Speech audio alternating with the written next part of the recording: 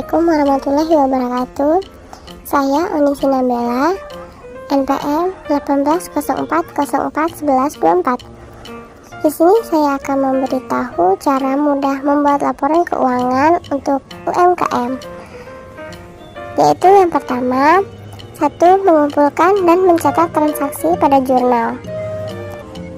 Bukti transaksi adalah hal yang sangat penting dalam akuntansi sehingga tidak boleh hilang.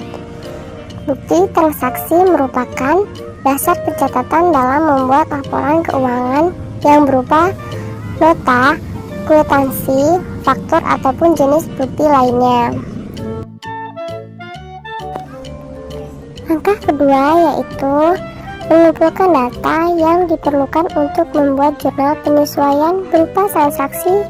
Mungkin ada yang belum tercatat atau transaksi terjadi di akhir saat pembuatan laporan keuangan, dan masih ada yang tidak sesuai dengan keadaan di akhir periode, sehingga data tersebut perlu dikumpulkan untuk membuat jurnal penyesuaian. Langkah ketiga yaitu membuat laporan keuangan. Laporan sudah disusun, tinggal ditulis dengan rapi sesuai ketentuan atau standar laporan keuangan. Informasi yang disajikan di dalam laporan keuangan sangatlah penting karena mencerminkan kinerja perusahaan serta dapat digunakan untuk mengambil keputusan. Yang berikutnya adalah laporan keuangan sederhana yang harus dimiliki UMKM. Yang pertama yaitu buku arus kas. Arus kas berfungsi untuk mencatat keluar masuknya uang secara real dalam suatu periode. Tujuan dibuatnya laporan arus kas ini untuk memberikan gambaran kegiatan manajemen dalam operasi, investasi, dan pendanaan.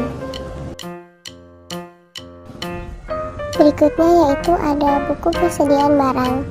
Ada dua metode dalam pembuatan laporan persediaan barang, yaitu menggunakan metode fisik yang mengharuskan perhitungan barang yang masih ada pada tanggal penyusunan laporan keuangan, dan metode perpetual atau buku, di mana setiap jenis persediaan dibuatkan rekening sendiri-sendiri yang merupakan buku pembantu persediaan. Berikutnya yaitu ada buku pembelian. Dalam buku ini, Anda hanya perlu mencatat transaksi pembelian yang tidak dibayar secara tunai. Pembukuan ini diisi secara teratur menurut tertib waktu faktur-faktur pembelian. Berikutnya yaitu ada buku penjualan. Di dalam buku ini, Anda hanya perlu mencatat penjualan barang yang telah dilakukan dalam suatu periode tertentu. Laporan ini biasanya disertakan salinan faktur-faktur yang sudah dibuat. Ini bertujuan untuk mencocokkan harga beserta potongan yang diberikan pada masing-masing produk. Berikutnya ada buku biaya.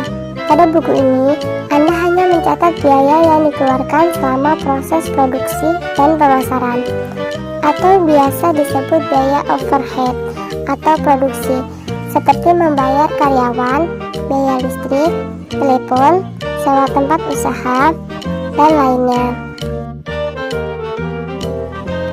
Berikutnya ada buku utang. Pembukuan ini berisi laporan utang UMKM yang harus dibayar pada periode tertentu kepada seseorang, lembaga, atau perusahaan lain.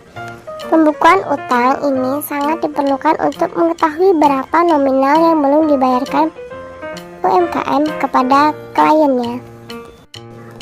Yang terakhir yaitu ada buku piutang. Berisi laporan pembayaran yang belum terlunasi.